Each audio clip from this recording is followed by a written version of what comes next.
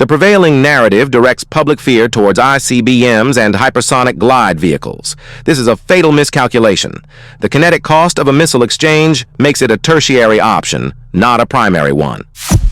The first strike will not be audible. It will be the systemic severing of the sub-oceanic fiber optic cables that function as the central nervous system of the global financial network.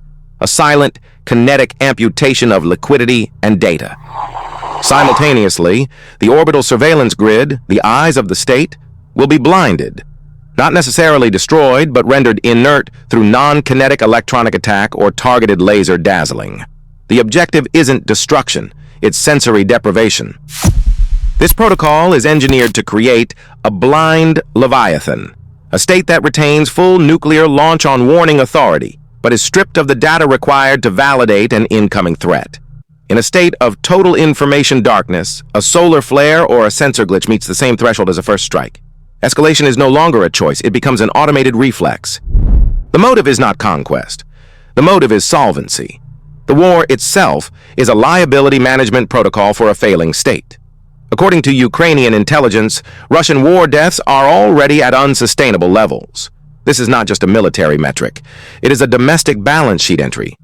Every casualty increases the state's internal liability, eroding public consent and threatening regime stability.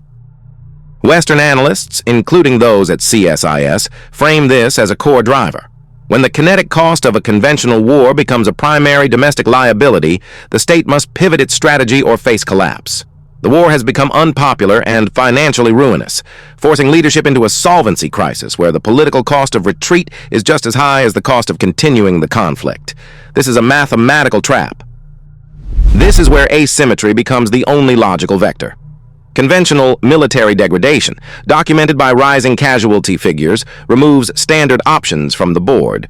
When you cannot win symmetrically, you are forced to change the game. The adversary knows this. The application of external pressure is calibrated to accelerate this pivot. Observe the U.S. protocol. Kinetic economic pressure, like the seizure of Russian-flagged assets, and relentless surveillance, evidenced by MQ-4C Triton missions operating near adversary territory. These are not random acts of containment. They are designed to attack the adversary on vectors where it cannot conventionally respond, compounding the internal solvency crisis and forcing its hand. Weakness forces a pivot to asymmetry. A state facing a solvency crisis, both at home with an unpopular war and abroad through targeted economic attrition, does not de-escalate. It is mathematically incentivized to escalate on the one vector where it projects dominance. This is not a failure of diplomacy. This is the intended result of the strategy, to force a nuclear-armed state into a launch-on-warning posture as its only perceived path to survival. The entire economic equation of warfare has been inverted. A $5 million main battle tank, a legacy asset, is now a kinetic liability. The kill mechanism, as documented by analysts at the Royal United Services Institute, RUSI, is a $500 drone. This is not a balanced exchange. It is a solvency event on the battlefield. The math dictates that for every $1 million of advanced conventional hardware deployed, the opposing force requires a trivial investment to achieve total asset liquidation. This is the democratization of violence in its purest form. The barrier to entry for projecting lethal state-level force has collapsed. It is the ultimate expression of asymmetric leverage, where military dominance is no longer a function of capital expenditure, but of adaptability. The Caribbean is not a vacation destination. It is a laboratory. According to public flight tracking data, a U.S. Navy MQ-4C Triton executed an extended surveillance mission over the region. This is not routine patrol. This is target acquisition for economic warfare. This surveillance vector is followed by kinetic action. Shortly after, the U.S. seizes a Russian-flagged tanker, source Narbor 1. The drone paints the target. The seizure liquidates the asset. This is the blueprint for a gray zone operation, a controlled environment to stress test the protocol. This is not an isolated incident. These gray zones, the Caribbean, the waters near South Africa, are proxy laboratories. CSIS analysts identify these as regions where the West can apply maximum economic pressure with minimal risk of conventional military response. The logic is a function of leverage. Russia's conventional military is facing what sources call unsustainable degradation, source number 3. It cannot project power to defend its commercial assets in these distant vectors. This is a known liability being systematically exploited. This staging in proxy zones is a deliberate accelerant for a solvency crisis. By demonstrating an inability to defend commercial interests on a global scale, you attack the adversary's core liquidity. This isn't a regional skirmish. It's a systemic attack designed to eliminate all conventional off-ramps and force an escalation to the one vector where dominance is retained. The nuclear command structure is not designed for human deliberation. It is a time-sensitive protocol. Strategic analysts at CSIS define launch on warning as a retaliatory doctrine triggered by the detection of an incoming strike, not its impact. The system is predicated on the absolute integrity of early warning radar and satellite networks. The flight time of an ICBM is approximately 30 minutes. The decision window is less than 10. There is no committee meeting. This brings us to the fog of digital war.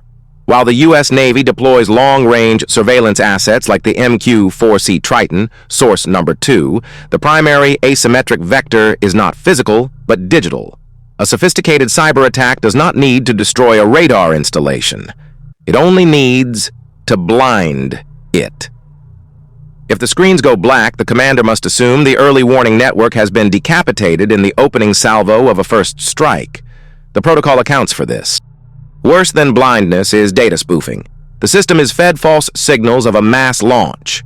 With conventional forces facing unsustainable kinetic costs, source number 3, and national assets being seized, source number 1, the adversary is already in a state of systemic solvency crisis. It cannot afford to wait for secondary confirmation. The doctrine is not launch on impact, it is launch on warning. A credible cyber attack is the warning. The mathematical incentive is to execute the protocol before the ability to do so is lost. This is not a risk of escalation. It is the mechanism for it. The protocol is designed to force a solvency crisis. By leveraging kinetic economic pressure and persistent surveillance against a conventionally degraded adversary, the system compels an asymmetric response. A state facing existential threat with no viable conventional options does not de-escalate. It is mathematically forced to escalate on the one vector where it retains parity or dominance. The response will not be symmetrical. Per CSIS modeling, it will target the primary vector of U.S. power, its digital logistic infrastructure, engineered for maximum economic disruption with minimum forensic attribution. Therefore, the calibration forecast is an attribution impossible event. Within the next 12 months, anticipate a multi-hour, unexplained blackout targeting a Tier 1 U.S. container port or a critical internet exchange point. It will be publicly framed as a cascading system failure. It will not be an attack. It will be a mathematical signal.